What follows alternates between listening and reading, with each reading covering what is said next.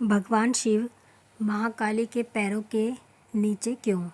दैत्य रक्तबीज ने कठोर तप के बल पर वर पाया था कि अगर उसके खून की एक बूंद भी धरती पर गिरेगी तो उससे अनेक दैत्य पैदा हो जाएंगे। उसने अपनी शक्तियों का प्रयोग निर्दोष लोगों पर करना शुरू कर दिया। धीरे धीरे उसने अपना आतंक तीनों लोकों पर मचा दिया। देवताओं ने उसे युद्ध के लिए ललकारा। भयंकर युद्ध का आगाज हुआ।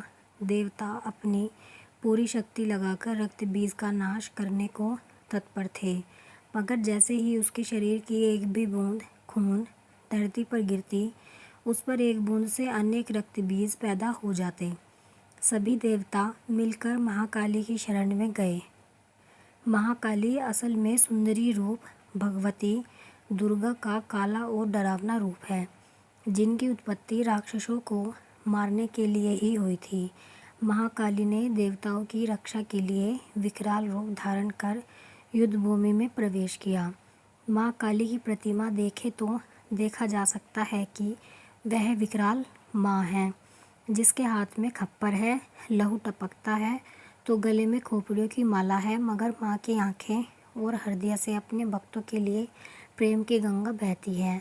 महाकाली ने राक्षसों का वध करना आरंभ किया, लेकिन रक्तबीज के खून की एक भी बूंद धरती पर गिरती तो उससे अनेक दानवों का जन्म हो जाता, जिससे युद्ध भूमि में दैत्यों की संख्या बढ़ने लगी। तब माँ ने अपनी जीवा का विस्तार किया। दानवों का एक बूंद खून धरती पर गिरने की बजाय उनकी जीवा पर गिरने लगा।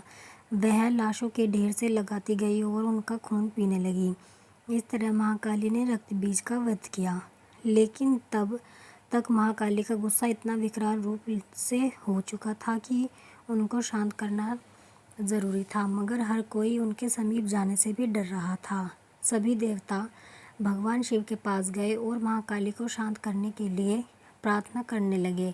भगवान शिव ने उन्हें बहुत प्रकार से शांत करने की कोशिश की। जब सभी प्रयास विफल हो गए तो वह उनके मार्ग में लेट गए। जब उनके चरण भगवान शिव पर पड़े तो वह एकदम से ठिठक गई। उनका क्रोध शांत हो गया। आदिशक्ति माँ दुर्गा के विविध रूपों का वर्णन मार्कंडेय पुराण में वर्णित है। आप कमेंट में ज़रूर बताएं कि आपको ये कहानी कैसी लगी है। अगर आपको कहानी पसंद आई तो वीडियो को लाइक करें, शेयर करें और चैनल को सब्सक्राइब करें। ऐसी ही कहानियों के लिए आप इंस्टाग्राम पर भी फॉलो कर सकते हैं, उसका लिंक भी आपको डिस्क्रिप्शन में मिल जाएगा।